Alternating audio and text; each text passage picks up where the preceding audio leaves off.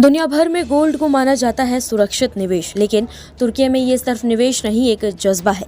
जहां भारत में दुल्हन की चमक बढ़ाने के लिए सोना खरीदा जाता है, वहीं तुर्की में ये चमक देश की अर्थव्यवस्था को अंधेरे में धकेल रही है। तुर्की की अर्थव्यवस्था इस वक्त बुरे दौर से गुजर रही है।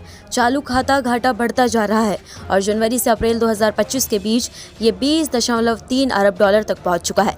लेकिन इस संकट के पीछे जो वजह सबसे ज्यादा चौंकाने वाली है वो है तकिए के नीचे रखा गया सोना। जी हाँ, तुर्की में एक पुरानी परंपरा है जिसे अंडर द पिलो सेविंग्स कहा जाता है, जिसमें लोग अपने गहनों और सोने को बैंक में जमा करने के बजाय घरों में ही छुपा कर रखते हैं। तुर्की के सेंट्रल बैंक का अनुमान है कि देश के घरों में करीब 311 अरब डॉलर यानी 26 लाख करोड़ रुपए का फिजिकल गोल्ड रखा गया है, जो बैंकों के गोल्ड रिजर्व से भी कहीं ज्यादा है। 2023 में तुर्की, चीन, भारत और अमेरिका के बाद सोने की खपत में चौथे नंबर पर रहा है। यहाँ सोना सिर्फ गहना नहीं, एक निवेश और इमरजेंसी फंड के तौर पर देखा जाता है। शादी, त्योहार, पारिवारिक समारोह, हर मौके पर गोल्ड लेना देना आम बात है। पिछले कुछ वर्षों में जब लीरा कमजोर हुई और महंगाई 85% तक पहुंच गई, तो लोगों ने सोना खरीदने का तरीका बदला। अब ज्वेलरी से ज्यादा लोग सोने के सिक्के और बिस्कुट खरीद रहे हैं, क्योंकि ये निवेश के लिए बेहतर माने जाते हैं। सरकार की तरफ से जब बैंकों के जरिए सोना खरीदने पर 0.2% टैक्स लगाया गया, तो लोगों ने कैश या प्राइवेट ज्वेलर्स के रास्ते खरीदारी शुरू कर दी।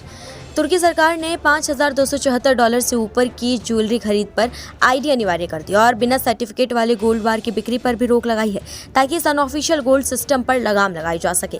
दरअसल तुर्की सरकार पिछले कई दशकों से लोगों के इस छिपे खजाने को बैंकिंग सिस्टम में लाने की कोशिश कर रही है। 1980 के दशक में प्रधानमंत्री तुर्गत ओजाल हो या फिर 2016 में राष्ट्रपति एर्दोगान, सभी ने अपील की कि लोग घर में रखा सोना बैंकों में जमा करें। 2022 में गोल्ड कन्वर्जन सिस्टम भी लाया गया, जिससे लोग अधिकृत ज्वेलर्स के जरिए बैंक में सोना जमा करा सकते थे। लेकिन असफलता की एक ही वजह रही, लोगों का बैंकिंग सिस्टम पर भरोसा नहीं है। टैक्स का डर, नीतियों का बार बार बदलना और यह आशंका कि उनका गोल्ड वापस नहीं मिलेगा, इन्हीं कारणों से तुर्की के लोग अपना गोल्ड घरों में ही रखना सुरक्षित मानते हैं। आर्थिक विशेषज्ञ मानते हैं कि ये छिपा हुआ खजाना तुर्की की अर्थव्यवस्था का एक साइलेंट बैलेंस है, जो संकट के समय काम आता है और जब हालात सामान्य होते हैं तो फिर से लोगों के घरों में गुपचुप तरीके से इकट्ठा होता रहता है। भारत और तुर्की में एक बात बहुत कॉमन है, गोल्ड से मोहब्बत। फर्क सिर्फ इतना है कि भारत अब धीरे धीरे डिजिटल गोल्ड ETF और लॉकर की तरफ बढ़ रहा है, जबकि तुर्की अभी भी सोने को सीने से लगाकर बैठा है। सच लिटरल में भारत में जिस तरह सोने का भावनात्मक और आर्थिक महत्व है, ठीक उसी तरह तुर्की में भी गोल्ड लोगों की संस्कृति, परंपरा और सुरक्षा का प्रतीक है। फर्क बस इतना है कि जहां भारत में लोग गोल्ड को बैंक, लॉकर या फाइनेंशियल प्रोडक्ट से जोड़ने लगते हैं, वहीं तुर्की में अभी भी लोग उसे घर में छिपाकर रखना ही बेहतर समझते हैं। अगर तुर्की के ये छिपे हुए 26 लाख करोड़ के गोल्ड बैंकिंग सिस्टम में आ जाएं, तो लीरा की हालत सुधर सकती है, विदेशी कर्ज कम हो सकता है और अर्थव्यवस्था में स्थिरता आ सकती है। तो क्या तकिए के नीचे रखा गया सोना तुर्की की अर्थव्यवस्था को डुबो रहा है, या फिर ये वही चुपचाप चमकता खजाना है जो देश को हर मुश्किल वक्त में उबारता है?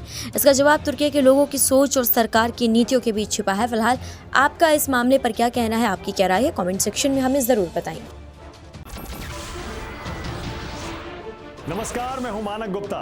अगर आपको हमारा ये वीडियो पसंद आया हो तो इसे लाइक और शेयर जरूर करें, और हाँ, हमें सब्सक्राइब और फॉलो करना ना भूलें, ताकि आप देश और दुनिया की कोई खबर मिस ना करें। तो जुड़े रहिए हमारे साथ और देखते रहिए News 24।